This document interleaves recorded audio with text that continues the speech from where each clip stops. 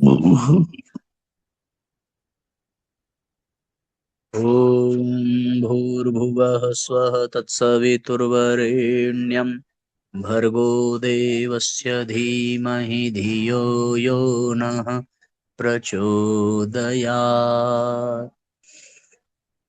ॐ चैतन्यं शाश्वतं शान्तं व्योमातीतं निरञ्जनं नादबिन्दुकलातीतं तस्मै श्रीगुरवे नमः। ॐ सद्गुरुचरणकमलेभ्यो नमः। वन्दे भगवतीं देवीं श्रीरामं च जगद्गुरुं पादपद्मे तयोः श्रुत्वा प्रणमामि मुहुर्मुहुः। परम पूज्य गुरुदेव परम वंदनीय माता जी के दिव्य संरक्षण में विराजमान ऑनलाइन दैनिक स्वाध्याय के आज के सत्र में आप सभी आत्मीय बंधुओं का बहुत बहुत स्वागत अभिनंदन है। साथियों, ऑनलाइन दैनिक स्वाध्याय में जूम ऐप के माध्यम से हम सभी यूट्यूब के माध्यम से प्रतिदिन परम पूज्य गुरुदेव के दिव्य विचारों का सानिध्य प्राप्त कर रहे हैं। चैत्र मास की नवरात्रि की पावन बेला में सर्वोपरि साधना गायत्री साधना को ही बताया गया है, इस चिंतन कर रहे हैं और लोगों को उससे बहुत लाभ मिल रहा है। आइए उसी क्रम में आज एक और बिंदु की चर्चा हम लोग करते हैं। गायत्री साधना का उद्देश्य क्या है, इस पर चिंतन करें। सभी भावपूर्वक सुनेंगे और सुन करके अधिक से अधिक साथियों शेयर जरूर करेंगे, जिससे कि सब लोग इससे लाभान्वित हो सकें। गायत्री साधना का उद्देश्य, नए विचारों से पुराने विचार बदल जाते हैं। कोई व्यक्ति किसी बात को गलत रूप से समझ रहा हो तो उसे तर्क प्रमाण और उदाहरणों के आधार पर नई बात समझाई जा सकती है।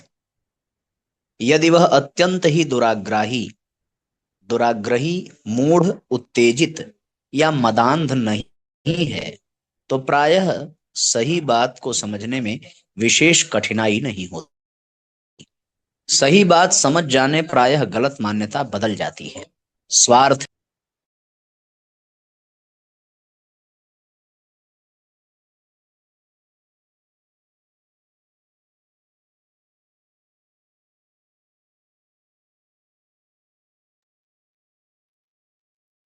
समझने में विशेष कठिनाई नहीं होती।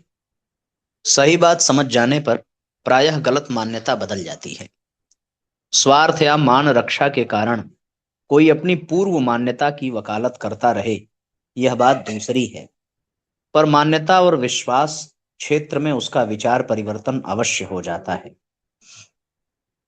ज्ञान द्वारा अज्ञान को हटा दिया जाना कुछ विशेष कठिन नहीं है, परंतु स्वभाव, रुचि, इच्छा, भावना और प्रकृति के बारे में यह बात नहीं है। इन्हें साधारण रीति से नहीं बदला जा सकता। यह जिस स्थान पर जमी होती हैं, वहां से आसानी के साथ नहीं हटती। चूंकि मनुष्य 84 लाख कीट पतंगों, जीव जंतुओं की क्षुद्र योनियों में भ्रमण करता हुआ नर देह में आता है, इसलिए स्वभावतः उसके पिछले जन्म जन्मांतरों के पाशविक नीच संस्कार बड़ी दृढ़ता से अपनी जड़ मनोभूमि में जमाए होते हैं। मस्तिष्क में नाना प्रकार के विचार आते और जाते हैं, उनमें परिवर्तन होता रहता है, पर उसका विशेष प्रभाव इस मनोभूमि पर नहीं पड़ता। अच्छे उपदेश सुनने, अच्छी पुस्तक पढ़ने एवं गंभीरता पूर्वक स्वयं आत्मचिंतन करने मनुष्य भलाई और बुराई के, धर्म अधर्म के अंतर को भली प्रकार समझ जाता है। उसे अपनी भूलें, बुराइयां, त्रुटियां और कमजोरियां भली प्रकार प्रतीत हो जाती हैं। बौद्धिक स्तर पर वह सोचता है और चाहता है कि इन बुराइयों से उसे छुटकारा मिल जाए। कई बार तो वह अपनी काफी भर्त्सना भी करता है। इतने पर भी वह अपनी चिर संचित कुप्रवृत्तियों से, बुरी आदतों से अपने को अलग नहीं कर पाता। नशेबाज, चोर, दुष्ट, दुराचारी प्रकृति के मनुष्य यह भली भांति जानते हैं कि हम गलत मार्ग अपनाए हुए हैं। वे बहुधा यह सोचते रहते हैं कि काश इन बुराइयों से हमें छुटकारा मिल जाता, पर उनकी इच्छा एक निर्मल कल्पना मात्र रह जाती है। उनके मनोरथ निष्फल होते रहते हैं। बुराइयां छूटती नहीं। जब भी प्रलोभन का अवसर आता है, तब मनोभूमि में जड़ जमाए हुए पड़ी हुई कुवृत्तियां आंधी तूफान की तरह उमड़ पड़ती हैं, और वह व्यक्ति आदत से मजबूर होकर उन्हीं बुरे कार्यों को फिर कर बैठता है। विचार और संस्कार, इन दोनों की तुलना में संस्कार की शक्ति अधिक प्रबल है। विचार एक नन्हा सा शिशु है, तो संस्कार परिपुष्ट प्रौढ़ है। दोनों के युद्ध में प्रायः ऐसा ही परिणाम देखा जाता है कि शिशु की हार होती है और प्रौढ़ की जीत। यद्यपि कई बार मनस्वी व्यक्ति श्री कृष्ण द्वारा पूतना और राम द्वारा ताड़का वध का उदाहरण उपस्थित करके अपने विचार बल द्वारा कुसंस्कारों पर विजय प्राप्त करते हैं, पर आमतौर से लोग कुसंस्कारों के चंगुल में जाल में फंसे पक्षी की तरह उलझे हुए देखे जाते हैं। अनेकों धर्मोपदेशक, ज्ञानी, विद्वान, नेता, संभ्रांत, महापुरुष समझे जाने वाले व्यक्तियों का निजी चरित्र जब कुकर्म युक्त देखा जाता है, तो यही कहना पड़ता है कि इनकी इतनी बुद्धि प्रौढ़ता भी अपने कुसंस्कारों पर इन्हें विजय न दिला सकी। कई बार तो अच्छे अच्छे ईमानदार और तपस्वी मनुष्य किसी विशेष प्रलोभन के अवसर पर डिग जाते हैं, जिसके लिए पीछे उन्हें पश्चाताप करना पड़ता है। चिर संचित पाशविक वृत्तियों का भूकंप जब आता है, तो सदाशयता के आधार पर चिर प्रयत्न से बनाए हुए सुचरित्र की दीवार हिल जाती है। उपरोक्त पंक्तियों का तात्पर्य यह नहीं है कि विचार शक्ति निरर्थक वस्तु है और उसके द्वारा कुसंस्कारों को जीतने में सहायता नहीं मिलती। इन पंक्तियों में यह कहा जा रहा है कि साधारण मनोबल की सदिच्छाएं मनोभूमि के परिमार्जन करने में बहुत अधिक समय में मंद प्रगति से धीरे धीरे आगे बढ़ती हैं। अनेकों बार उन्हें निराशा और असफलता का मुंह देखना पड़ता है। इस पर भी यदि सद्विचारों का कार्य जारी रहे, तो अवश्य ही कालांतर में कुसंस्कारों पर विजय प्राप्त की जा सकती है। अध्यात्म विद्या के आचार्य इतने आवश्यक कार्य को इतने विलंब तक पड़ा रहने देना ठीक नहीं चाहते। इसीलिए उन्होंने इस संबंध में अत्यधिक गंभीरता, सूक्ष्म दृष्टि और मनोयोग पूर्वक विचार करके मानव अंतःकरण में रहने वाले पाशविक संस्कारों का पारदर्शी विश्लेषण किया है, और वे इस परिणाम पर पहुंचे हैं कि मनः क्षेत्र के जिस स्तर पर विचारों के कंपन क्रियाशील रहते हैं, उससे कहीं अधिक गहरे स्तर पर संस्कारों की जड़ें होती हैं। जैसे कुआं खोदने पर जमीन में विभिन्न जाति की मिट्टियों की परतें निकलती हैं, वैसे ही मनोभूमि के भी कितने ही परत हैं, उनके कार्य, गुण और क्षेत्र भिन्न भिन्न हैं। ऊपर वाले दो परत मन और बुद्धि हैं। मन में इच्छाएं, वासनाएं, कामनाएं पैदा होती हैं। बुद्धि का काम विचार करना, मार्ग ढूंढना और निर्णय करना होता है। यह दोनों परत मनुष्य के निकट संपर्क में है। इन्हें स्थूल मनः क्षेत्र कहते हैं। समझने से तथा परिस्थिति को परिवर्तन से इनमें आसानी से हेरफेर हो जाता है। इस स्थूल क्षेत्र से गहरे परत को सूक्ष्म मनः क्षेत्र कहते हैं। इसके प्रमुख भाग दो हैं, चित्त और अहंकार। चित्त में संस्कार, आदत, रुचि, स्वभाव, गुण की जड़ें रहती हैं। अहंकार अपने संबंध में मान्यता को कहते हैं। अपने को जो व्यक्ति धनी, दरिद्री, ब्राह्मण, शूद्र, पापी, पुण्यात्मा, अभागा, सौभाग्यशाली, स्त्री, पुरुष, मूर्ख, बुद्धिमान, तुच्छ, महान, जीव, ब्रह्म, बद्ध, मुक्त आदि जैसा भी कुछ मान लेता है, वह वैसे ही अहंकार वाला माना जाता है। आत्मा के अहम के संबंध में मान्यता का नाम ही अहंकार है। इन मन, बुद्धि, चित्त, अहंकार के अनेकों भेद उपभेद हैं और उनके गुण कर्म अलग अलग हैं। उनका वर्णन इन पंक्तियों में नहीं किया जा सकता। यहां तो उनका संक्षिप्त परिचय देना इसलिए आवश्यक हुआ कि कुसंस्कारों के निवारण के बारे में कुछ बातें भली प्रकार जानने में पाठकों को सुविधा हो। जैसे मन और बुद्धि का जोड़ा है, वैसे ही चित्त और अहंकार का जोड़ा है। मन में नाना प्रकार की इच्छाएं, कामनाएं रहती हैं, पर बुद्धि उनका निर्णय करती है। कौन सी इच्छा प्रकट करने योग्य है, कौन सी दबा देने योग्य है, इसे बुद्धि जानती है। और वह सभ्यता, लोकाचार, सामाजिक नियम, धर्म, कर्तव्य, संभव असंभव आदि का ध्यान रखते हुए अनुपयुक्त इच्छाओं को भीतर दबाती रहती है। जो इच्छा कार्य रूप में लाए जाने योग्य जचती है, उन्हीं के लिए बुद्धि अपना प्रयत्न आरंभ करती है। इस प्रकार यह दोनों मिलकर मस्तिष्क क्षेत्र में अपना ताना बाना बुनते रहते हैं। अंतःकरण क्षेत्र में चित्त और अहंकार का जोड़ा अपना कार्य करता है। जीवात्मा अपने को जिस श्रेणी का, जिस स्तर का अनुभव करता है, चित्त में उस श्रेणी के, उसी स्तर के पूर्व संचित संस्कार सक्रिय और परिपुष्ट रहते हैं। कोई व्यक्ति अपने को शराबी, पाप वाला, कसाई, अछूत समाज का निम्न वर्ग मानता है, तो उसका यह अहंकार उसके चित्त को उसी जाति के संस्कारों की जड़ जमाने और स्थिर रखने के लिए प्रस्तुत रखेगा। जो गुण कर्म स्वभाव इस श्रेणी के लोगों में होते हैं, वे सभी उसके चित्त में संस्कार रूप से जड़ जमाकर बैठ जाएंगे।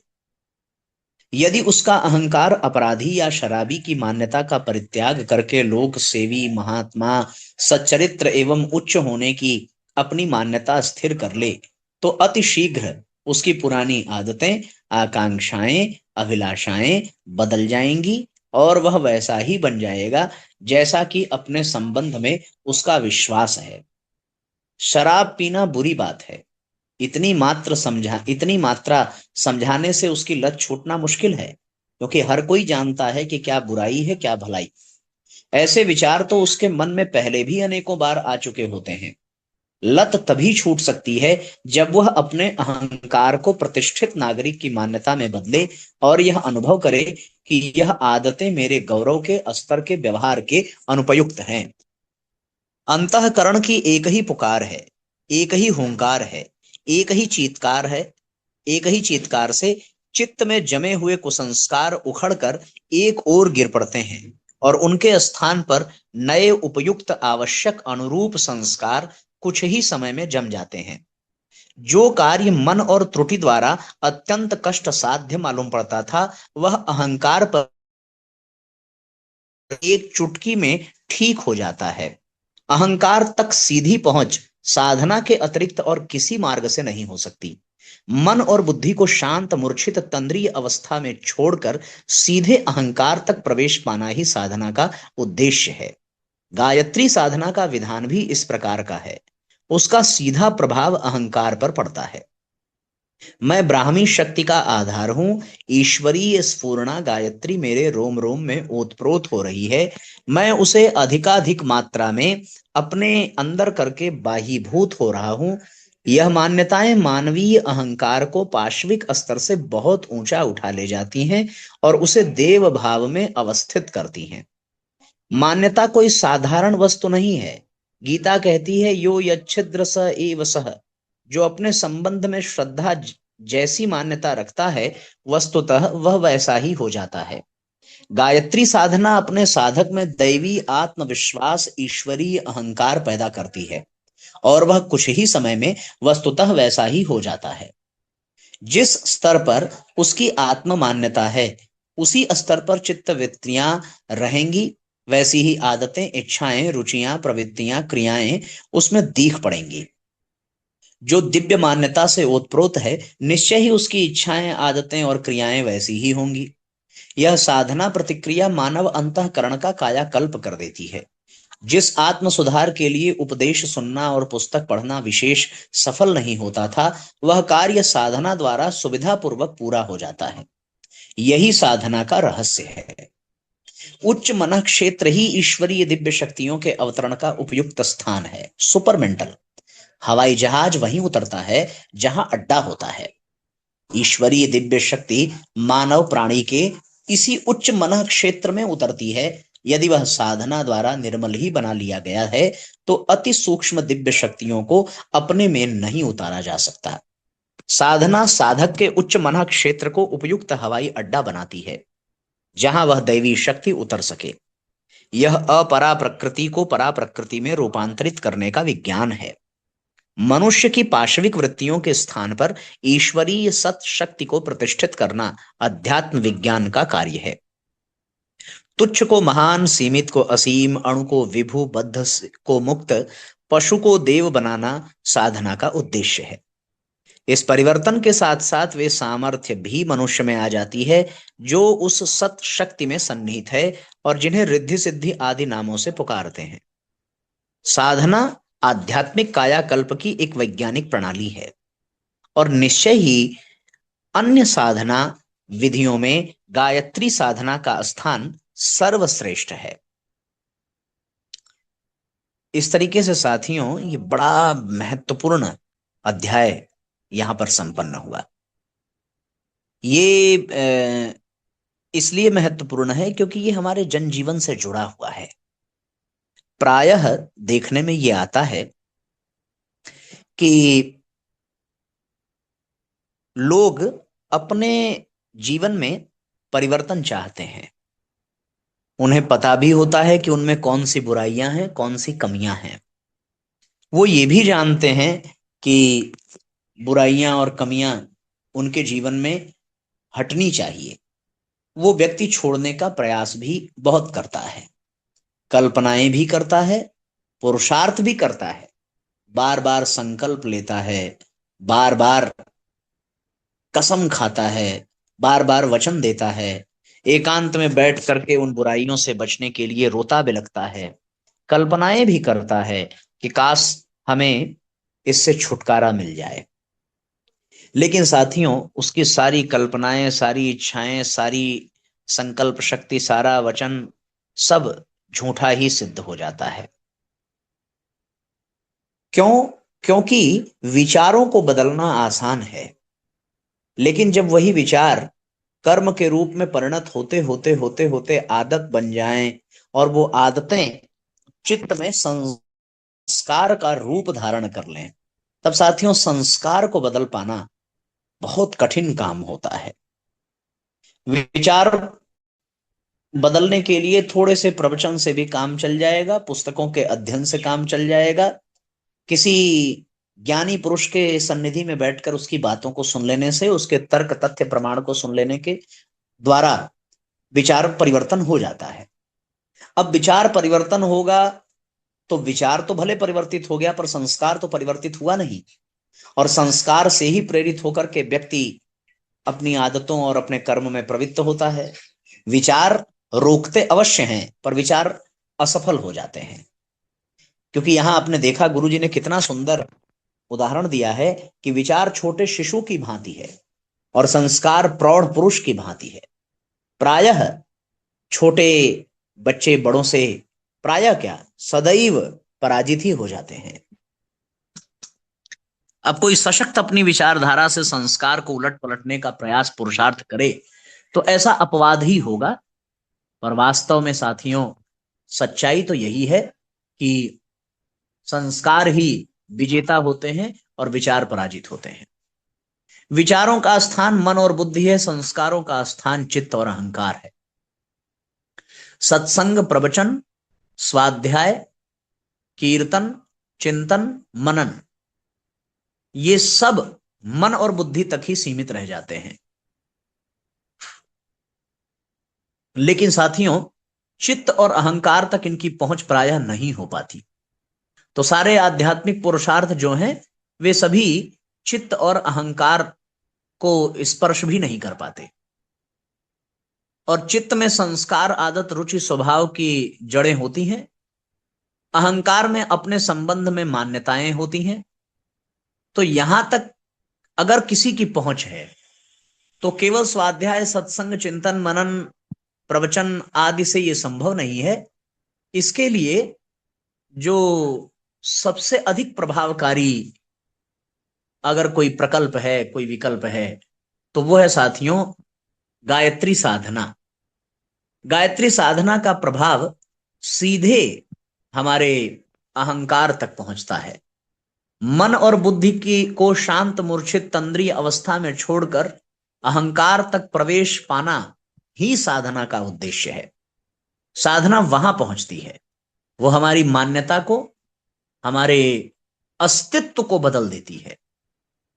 साधक अपने आप को गायत्री का भक्त समझने लगता है, रोम रोम में गायत्री की ऊर्जा से ओतप्रोत हो जाता है।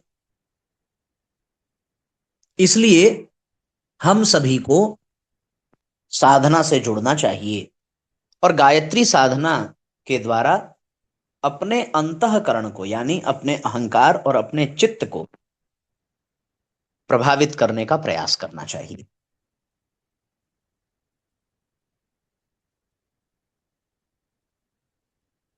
इसलिए साथियों, चित्त का परिष्कार, अहंकार का परिष्कार गायत्री साधना से ही होगा। यही गायत्री साधना का पूर्ण रूपेण उद्देश्य है। गायत्री साधना से जब अहंकार और चित्त का परिमार्जन होगा, तब हमारे मन क्षेत्र में ऐसी मनोभूमि बनेगी कि दैवी शक्ति हमारे उसमें, चित्त में, अपने अहंकार में अवतरित हो सके और मनुष्य की सभी पाशविक वृत्तियां मिट जाएं, समाप्त हो जाएं। यही साथियों गायत्री साधना का उद्देश्य है और ये बहुत महत्वपूर्ण विषय है। इस पर जितना जिज्ञासा हो, जितना प्रश्न हो सके पूछना चाहिए।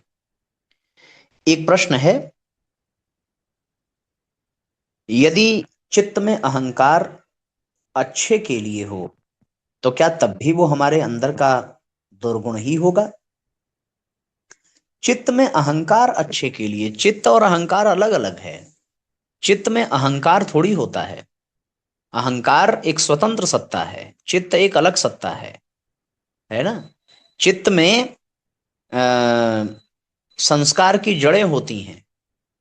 चित्त की स्थिति ये है, चित्त की स्थिति क्या है कि उसमें जो है संस्कार की जड़ें विद्यमान रहती हैं। उसमें संस्कार का क्रम जुड़ा रहता है, आदतें, स्वभाव, इसकी जड़ें होती हैं चित्त में। और अहंकार अलग है। अहंकार यानी हम स्वयं को क्या मानते हैं। जैसे हमने अगर स्वयं को स्त्री माना है या हमने स्वयं को पुरुष माना है, तो हम जैसा स्वयं को मान रहे हैं वैसा ही संस्कार हमारे चित्त में उजागर होगा। अपने प्रति हमारी जो मान्यता है, हम अपने आप को जो मानेंगे वैसा ही संस्कार हमारे चित्त से जागृत होगा। इसमें ये कहा जा रहा है, हमने अपने आप को पुरुष मान लिया है तो प्रायः आपने देखा होगा बहुत से पुरुष पुरुष होते हुए भी उनके हाव भाव, चाल चलन स्त्रियों की भांति होते हैं। बहुत सी स्त्रियां भी ऐसी हैं कि उनके हाव भाव पुरुषों की तरह होते हैं, उनके विचार, उनकी बातें, उनका व्यवहार। वो अपने आप को ये नहीं मानती कि हम स्त्री हैं। वो ये कहेंगे कि हम पुरुषों से कम नहीं हैं, और ये कहते कहते उनके भीतर पुरुषत्व का विकास होने लगता है। पुरुषों के गुण धीरे धीरे आने लगते हैं। उनके अंदर क्रोध, उनके अंदर जो है चिंतन, उनका जो है, उनकी जो मानसिकता है वो धीरे धीरे पुरुषों की भांति होने लगता है। तो चित्त में संस्कार की जड़ें होती हैं, है ना। अहंकार की जड़ें चित्त में नहीं होती, चित्त में संस्कार की जड़ें होती हैं। अहंकार और संस्कार दोनों अलग हैं। अहंकार स्वयं अपने आप में एक स्वतंत्र अस्तित्व है। अब आइए गायत्री मंत्र पढ़ें और आज के सत्र को विश्राम देंगे। आज के लिए यही एक अध्याय। ओम भूर्भुवः स्वः तत्सवितुर्वरेण्यं भर्गो देवस्य धीमहि धियो यो नः प्रचोदयात्। सभी आत्मीय बंधुओं को बहुत बहुत प्रणाम। सबका मंगल हो साथियों। जय राम जी की शुभ रात्रि।